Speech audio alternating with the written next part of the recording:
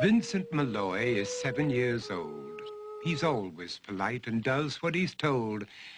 For a boy his age, he's considerate and nice. But he wants to be just like Vincent Price.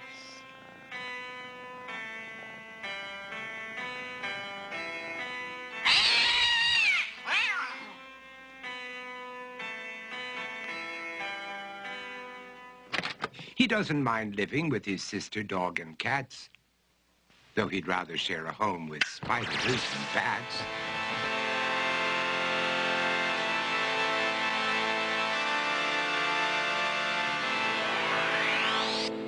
There he could reflect on the horrors he's invented and wander dark hallways alone and tormented.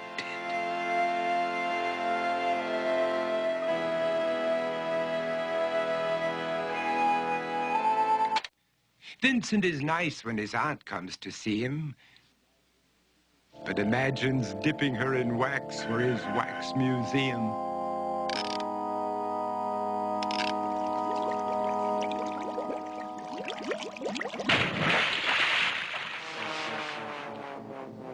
He likes to experiment on his dog, Abercrombie, in the hopes of creating a horrible zombie.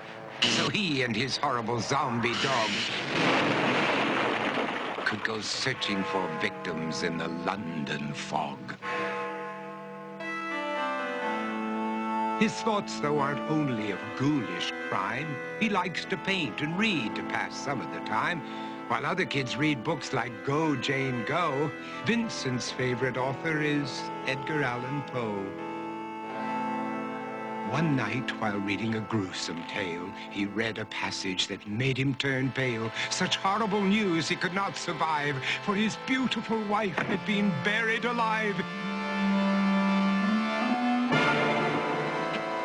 He dug out her grave to make sure she was dead, unaware that her grave was his mother's flower bed. His mother sent Vincent off to his room. He knew he'd been banished to the Tower of Doom, where he was sentenced to spend the rest of his life alone with the portrait of his beautiful wife. While alone and insane, encased in his tomb, Vincent's mother burst suddenly into the room. She said, "If you want to, you can go out and play. It's sunny outside and a beautiful day."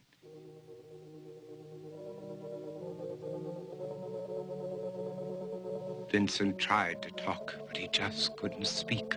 The years of isolation had made him quite weak. So he took out some paper and scrawled with a pen, "I am possessed by this house and can never leave it again." His mother said, "You're not possessed and you're not almost dead. These games that you play are all in your head. You're not Vincent Price, you're Vincent Malloy. You're not tormented or insane, you're just a young boy. You're 7 years old and you are my son. I want you to get outside and have some real fun."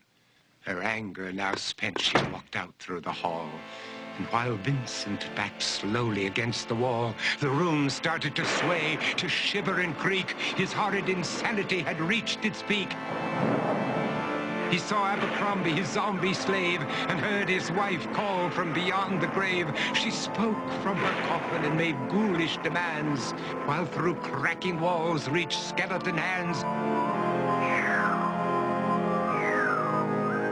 Every horror in his life that had crept through his dreams swept his mantle laughter to terrified screams. To escape the madness, he reached for the door, but fell limp and lifeless down on the floor. His voice was soft and very slow as he quoted The Raven from Edgar Allan Poe. "And my soul from out that shadow that lies floating on the floor shall be lifted nevermore."